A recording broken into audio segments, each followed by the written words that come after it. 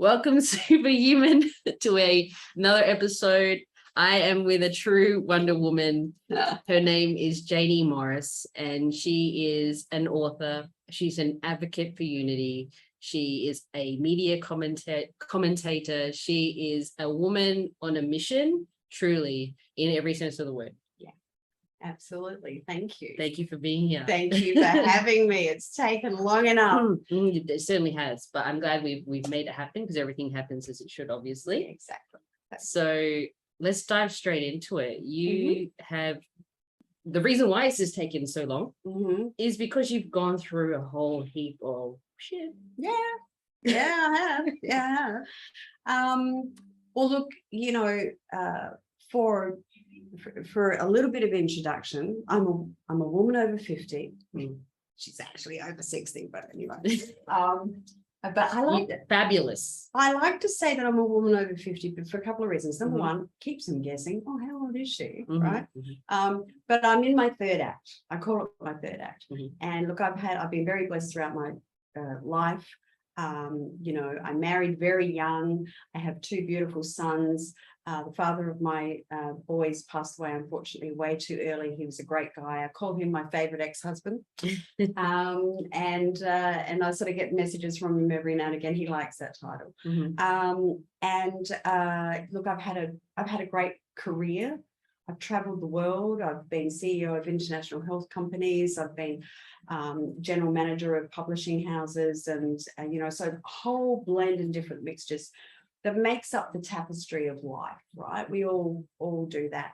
And then when Rick did pass away, we moved back from America and moved here to Australia. And back then, it was a challenging time for me as far as business was concerned, because I'd been away for so long and I had done so much that when I came back here, it's in South Australia, which is where we are now, it was very hard for me to find my feet again. And I discovered that there was an ageism thing had started up, and I thought that was very curious because that wasn't happening in America. So women from the age of 40 and what have you were having a few issues in those areas. But anyway, what do? You go out and start your own business, right? Well, yeah, if you can't find the work that you want. Can't find the work that you want, you go and start your own business. So I did. I started my own business and in marketing, media and PR. And I've been very blessed with that. And 11 years ago, they gave me 2 months to live. So, and about that, I've written a book, Against Their Odds. It's an interesting story. So what happened was when that pivotal moment occurred, like it does with everybody, right? You're told, hey, you got 2 months to live. You go, really? Okay. So now what do I do? There were a lot of changes that occurred there, but that actually came to leading to back to what you were saying about what I've been going through and why it's taken us so long to get together. That sort of happened a few months into a relationship that was then my marriage. And after my mother passed away, about a month after my mother passed away, I was introduced by mutual friends to my ex-husband. And sometimes you think, this is it. He's the one, she's the one, this is the stars have aligned. My mom has sent him to me and all that sort of thing. And sometimes when you do that, lesson number one, kids, for those of you playing along at home, lesson number one, if that happens, specifically after you've just had a traumatic event in your life, like you've lost a loved one or you've lost your job or what have you, and then you meet somebody in a relationship and you think they're the one, more often than not, we're creating that in our mind. And so that person may not be the one, but you're creating this backstory about how they are and how they should be and all this sort of thing. And the rose-colored glasses come on. That's what happened with me. 6 months into the relationship, I experienced my first abusive. I was a recipient of some pretty heavy abuse from him, and then I thought I could heal him, and so I went on this path for over a decade of every time the anger and the rage would come out, I stayed because I thought I could heal him and I loved him. And I wanted him to be well. And he had all these stories about his childhood and all that sort of thing. And that's why he was the way that he was. Lesson number 2, if they've got stories about their childhood and that's where they are, that's a red flag. So look, finally, COVID uncovered more than a virus in my marriage. And some of the people that my ex-husband was, we can't put it any other way, that he was having sex with them, decided to let me know that that he was betraying the marriage, and it was pretty devastating. And he admitted it all. But I had nowhere to go. As a woman over 50, I had nowhere to go, didn't know how to deal with life, the shame, the guilt. We were like golden couple. And I believed him. I believed him when he said he would never do it again. And I believed him that he had undying love for me. And so I stayed. And then it got worse. And then I caught him. And so then I left. And that was the beginning of pretty bad stuff, because the family court system's broken. I had nowhere to go initially. Nobody believed me. Certainly the stories that he was telling people why I left, which was totally untrue and proven in the courts later that he was lying. But understandably, he's not going to go and tell his friends she left me because I've been betraying her entire marriage. So I get that, I understand from that perspective. But it was a journey of a woman over 50 then, of trying to find where my place was in society, where my life was going, how I was going to live for the rest of my life, and how, as a woman over 50, did I get in this shithole that I was now in. So that's what I've been going through. Yes, that's a lot. So we've had like I'm a true believer, because obviously I've experienced a taste of it myself. It's like these dark moments, like you had that basically that life sentence told that you only had 2 months to live. I mean, what the hell? Yeah. And then, to dive into this relationship where, because you started it from a place of need and a void to fill as well. And all that sort of stuff ties into that, and then you just dealt with it, like having lived with that for such a long time. Like there's just so much there that, it's not an easy thing to walk away from, and like you said, and you felt like you're disadvantaged because of your age and because of circumstances. So far out, Well, and it's interesting, because obviously I know your story as well. I mean, the question has come up from a lot of people. And did you get this question as well? Why didn't you leave earlier? Did I mean, how do you explain that to people? That's one of the big challenges that I've got. I don't know how you got on with that. Yeah. But how do you answer that question of like, why didn't you leave when the first abuse happened in 2010? I'll never forget the day and where it happened. And yeah, of course. So why do we stay? Because we love them and we think that they're the one. And you think that there's no one else or nothing else for you, so you stay. Yeah. In fear of, I won't be able to ever find anyone else or any other happiness. This is me. Yeah. And it doesn't happen to just women. And I think this is, you and I were discussing before about before we started today. We were talking about how, and we hear it all the time, where people go, something really bad happens to you, but then growth happens, something really bad happens, but then a lesson comes out of it, right? Yes, yeah. Right. And you don't, when you're in that, you don't know that and you don't feel that, but then you get it when you come out, right? Yes. And so one of the many things that I found now that, because I'm on this, I'm up and out. I'm up and out, kiddos. Yep, here I am. Watch out, Jaynie's got. oh, I made a rhyme. Watch out, Jaynie's out. That could be the title of my next book. Maybe. But it's interesting because the when I reflect on those moments, and I think how before I met my ex-husband, I was a confident, self-assured, happy. Not happy because I was sad because my mum was passing away and she was my best friend.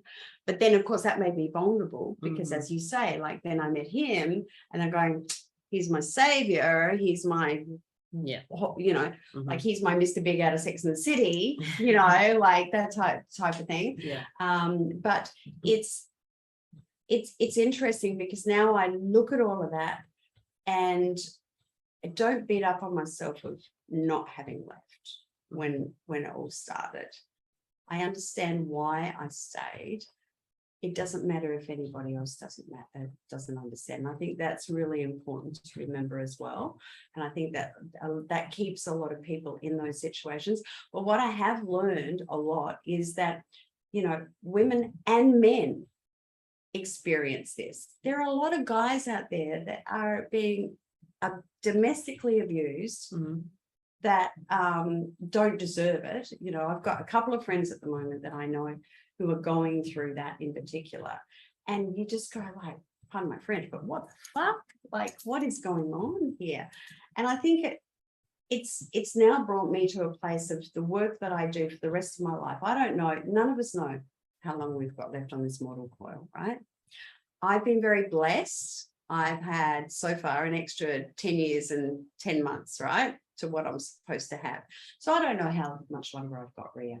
But what I do know is for all the time that I've got left, whatever I can do that's why I call myself an advocate for unity, to find a way or to create pathways or to help with education and training for we women to start healing our boys so that as they grow up, they aren't confused about how they're supposed to communicate, relate, be, with women, and create the healing and the solutions for the future so we can diminish and stop all of this aggression and this abuse and that is escalating out of control at the moment.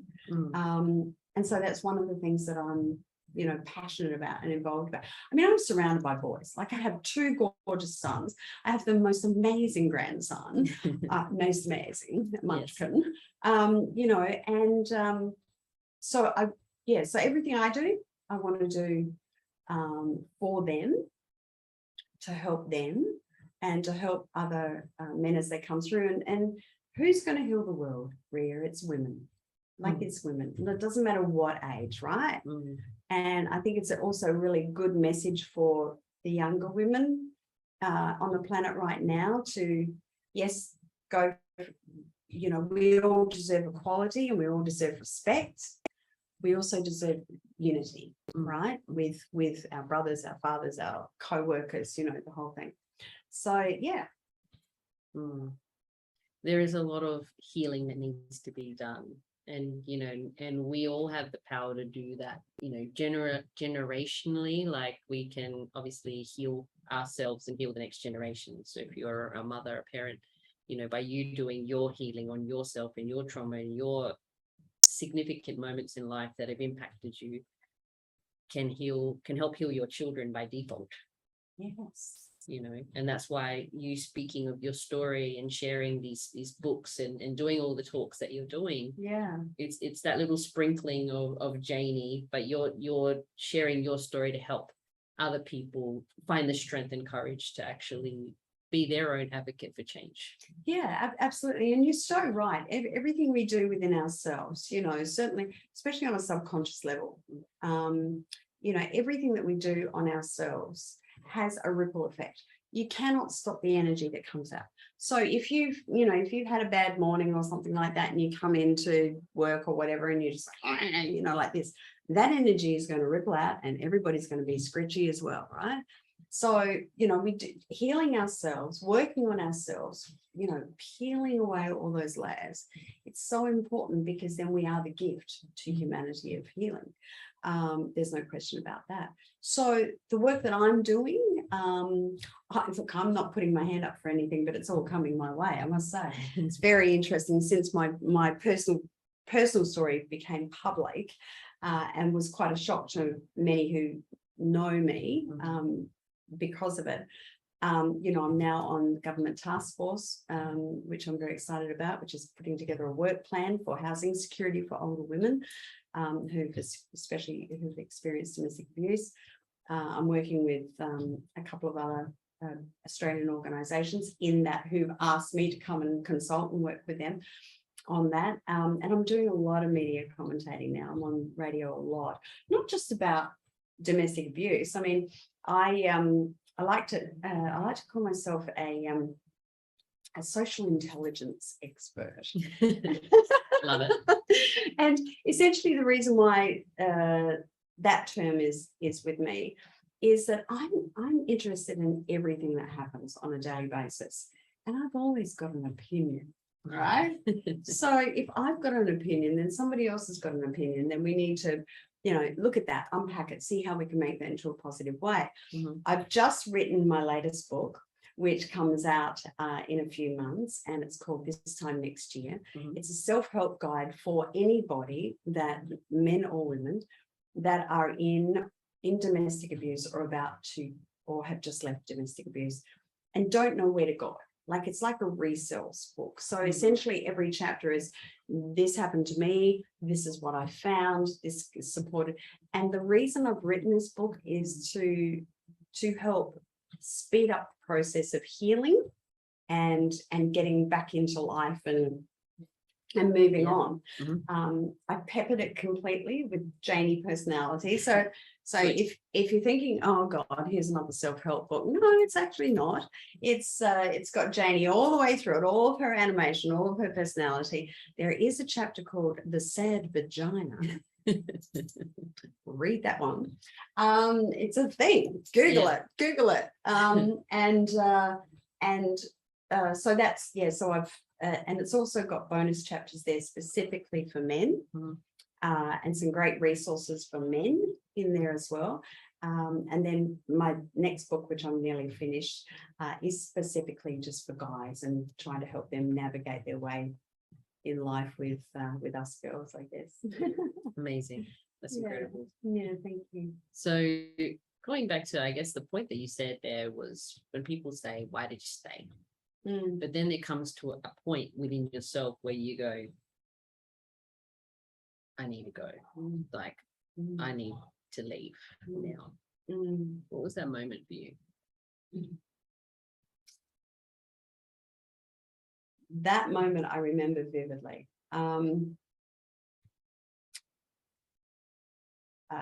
I received a text message on my phone that was from somebody who I didn't know. That was screenshot copies of text messages between that person and my ex-husband, vividly describing the afternoon delight that they just had. I remember looking at it, falling to the floor, was in the kitchen. Sorry for the graphics, but I vomited everywhere. And burst into tears. There wasn't tears, there was sobbing. My heart was coming up through my mouth in my projectile vomiting.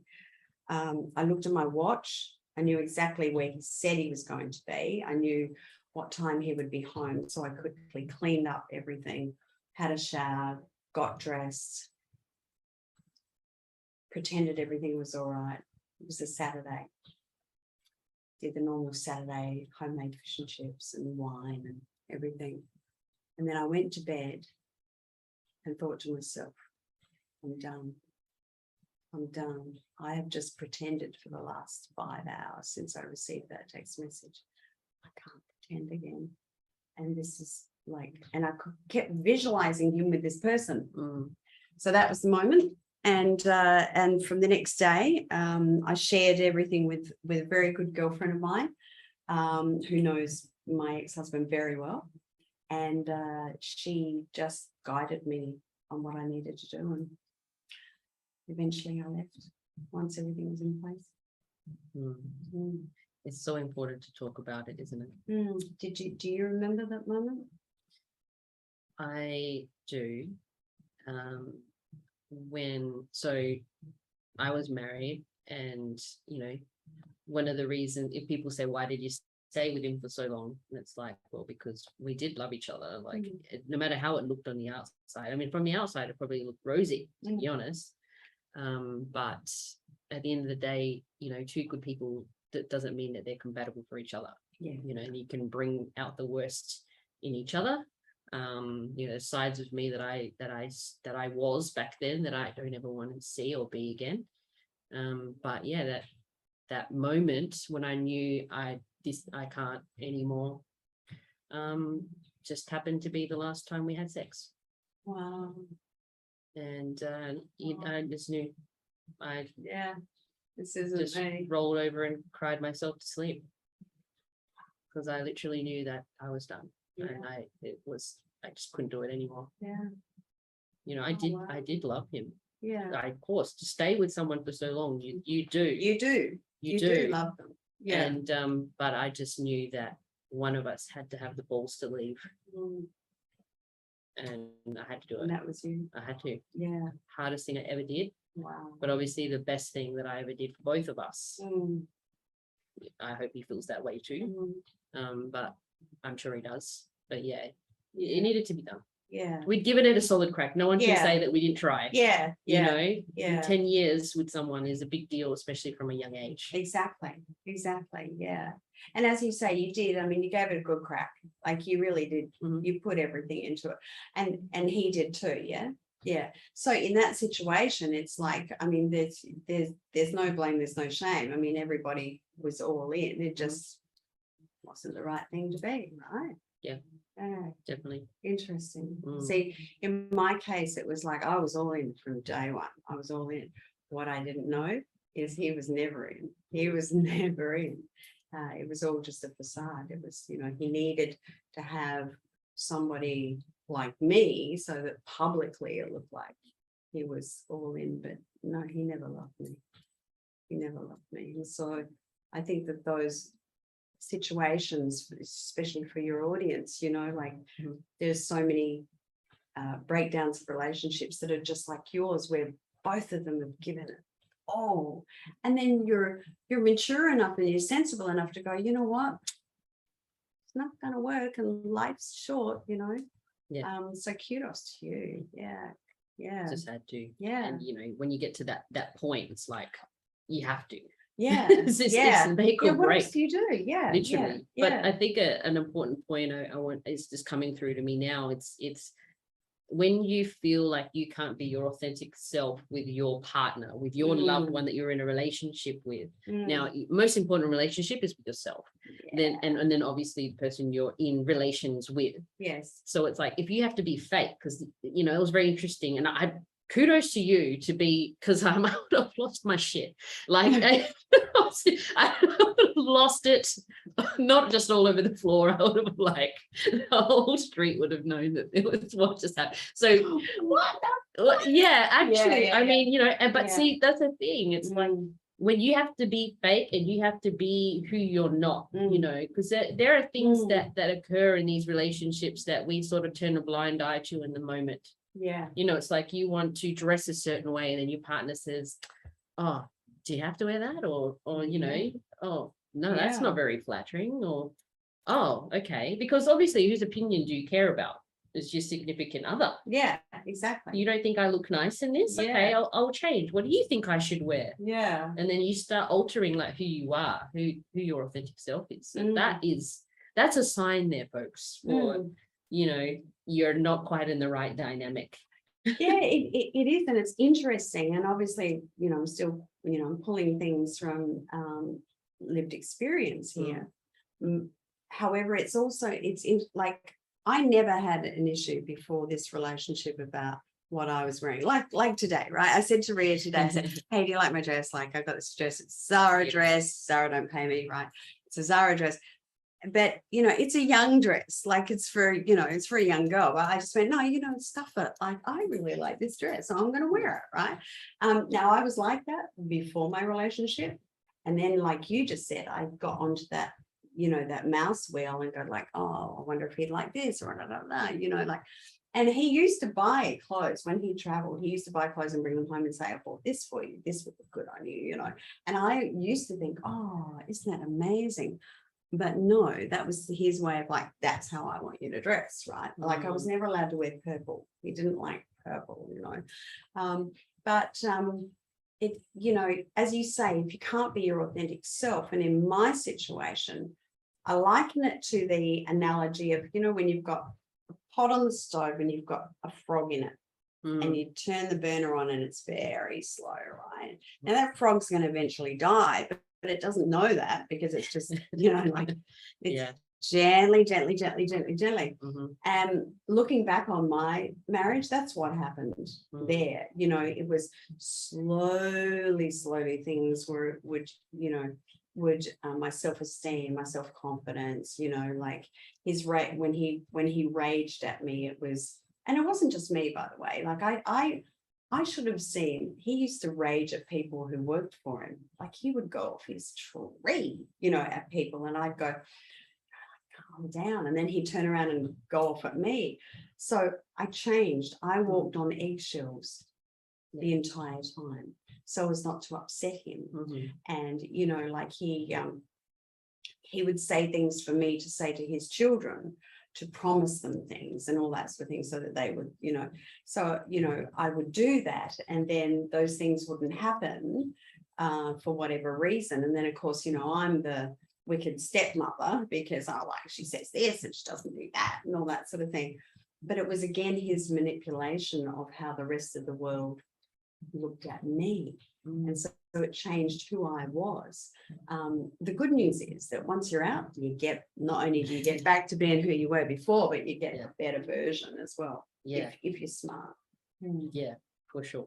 If you give yourself the time to go on that soul searching journey of discovering who you really are on your own, within yourself, an expression of self, like the dress that you're wearing today. That looks fabulous, by the way. It's not too young, none of this nonsense. Wherever the hell, wear whatever you want. And be whoever you want to be. And then whoever doesn't like it, well, really. Exactly. And I think the other thing too, especially for women over 50, like myself, one of the things that I found was that I kept thinking, no one will ever want me. I've been through this stuff. They'll hear this story. If they don't hear it from me, they'll hear it. It's a public story now, right? Everyone knows the truth. And so, they'll go, oh, and what have you. So there was a part of me that was resigned because I'm happy with my own company. I love my own company. I think I'm pretty cool to hang out with, like, you are. I'm a pretty fun chick on my own, and, I have a great time. I go to concerts on my own. I love it. But however, I'd resigned myself to that. And one of the things that came through was that, like, I love my kids. I really love my kids, and I love my grandson. I love my daughter-in-law. She's amazing. And I found once I was getting my confidence back that the filters were going away, and I was loving being a mum, and I was loving being a grandma, and I was loving being a mother-in-law, to my gorgeous daughter-in-law. And I wasn't finding any excuses not to be a part of that. I didn't have the filters of, I've been through all this shit, so, they don't want that energy around. And it's sort of that all sort of peeled away, which was great. But I also found that with the fact that, I was thinking I'll never be in a relationship again. And so I resigned myself to that. And I discovered what everybody else says: when you let it go, you create a vacuum. And when you least expect it, something just falls into place. And it was really interesting because, I've been on my own for quite some time. And And I know he won't mind me saying this. Oh, I'm sorry. Oh, yeah, I'm sorry, he won't be cross with me. But you know, like several months ago, there I got a text message just saying, "Hey, how you doing? You know, you want to have a drink, coffee? You know, catch up? You know, blah blah." And just through mutual friends, we knew each other. And you know, I made him wait all day because okay, this is a man sending me a text. Like, how do I deal with this? Like you must have a drink with me. What? Like, how do I deal with this? Like I went back to being a 20-year-old, right? And I'm 60, whatever. Anyway, long story short, I texted him back and said, "Yeah, it'd be great, except logistics are a problem. He lives interstate." And to his absolute credit, he did not give up. And we are very happily in a beautiful relationship. I have never met a man who adores me, who loves me unconditionally, his communication is key. And I think that there's a lesson for everybody too. If you're in a relationship, communication should be the #1 priority. Then work out everything else after that. But you've got to have, would you agree? 100%. Good. Like if you haven't got communication, you got nothing. You got jack shit, right? Yeah. You got jack shit. There's nothing else there. Like if you can't communicate, you know. And he, you know, like I keep pinching myself. And the other thing I do, and this is important, Rhea, and it swings back to what we said when we started, is that I never painted, I haven't had rose-colored glasses with him, and I haven't painted a story about who he is or who we are together. I know what's in front of me, and I know what's in front of me. And the final thing is that I have not once had to try or pretend to be somebody else to be loved by this man. I am like, you know, I'm Jaynie. And if you don't like it, like I'm, you know, I'm over 60, you know, like I am who I am. And so the reason I share that is because just to give those of your viewers out there, no matter what age you are, by the way, that, you know, never think that there's not a relationship, you know, around the corner, because there always is. I mean, look at you happy little munchkin. Oh, see, I'm allowed to call her munchkin because I'm only Jaynie, right?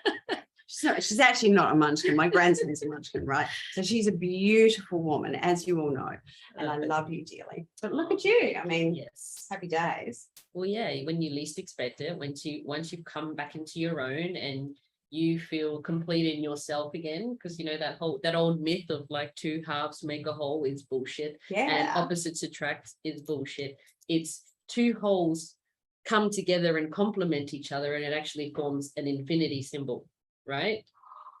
Yes, it's basically what that is, you know, because when you figure out that you don't actually have to conform and mold to each other, that you two wholes can become this infinite love, that's the real shit. Okay, that's the fairy tale. Do you love that? Yeah.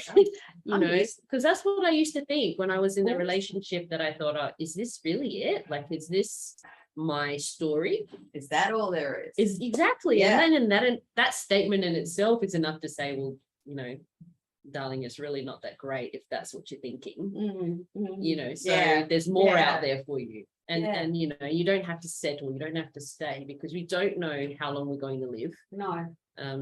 So go for it. And that's a really good point. And I know we all hear it, and you've all heard it, and we've talked about it a lot as well.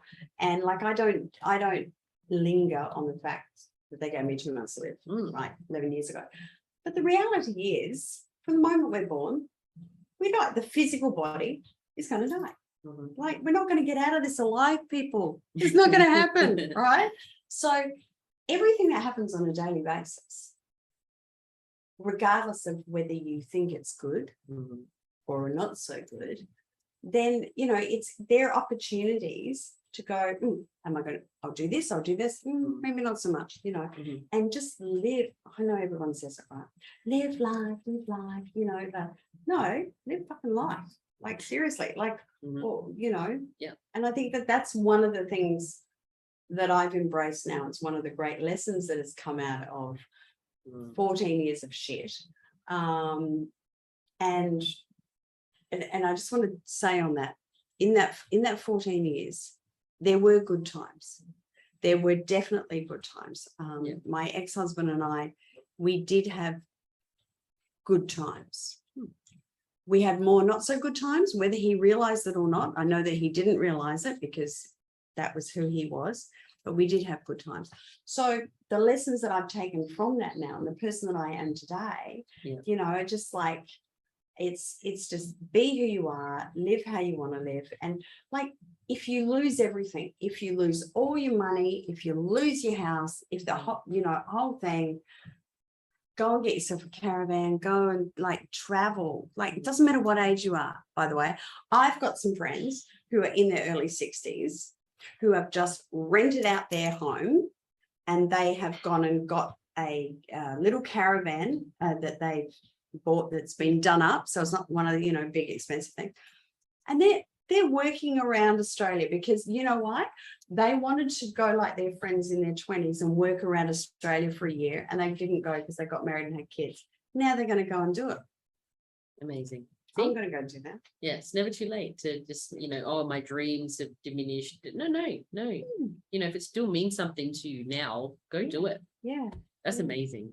And that's one of the beautiful things that you do, Ria. Like, I love what you do with your podcasts and all of your work. And if you haven't met this woman in person, by the way, if you haven't met her in person, you need to put that on your bucket list, because it's a bucket list moment, right? Really need to spend some time in the energy of this woman. Your life will definitely change. And how much was that? $100 for her? Only joking. No, seriously. But, like, everything that you do, you're bringing it. Right, you're bringing it, but you're not. Everything that I see you do, you don't bring it with effort. You bring it effortlessly.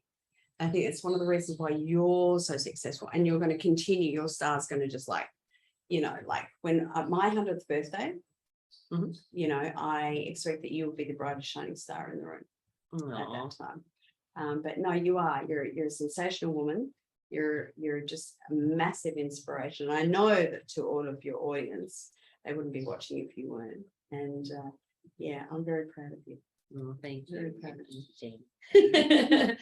You've been an angel in my life also. So thank you very much for this very kind words. They do mean a lot to me. You're welcome. And so I guess to cap it off today, what does summoning your superhuman mean to you when you hear that? Summoning your superhuman means to me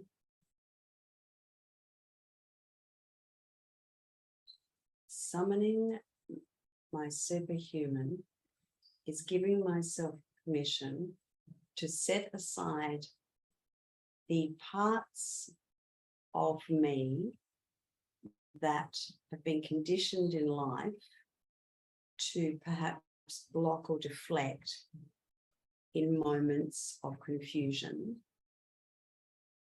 and allowing my true essence and my heart to make the decisions and take me on the path that I need to be.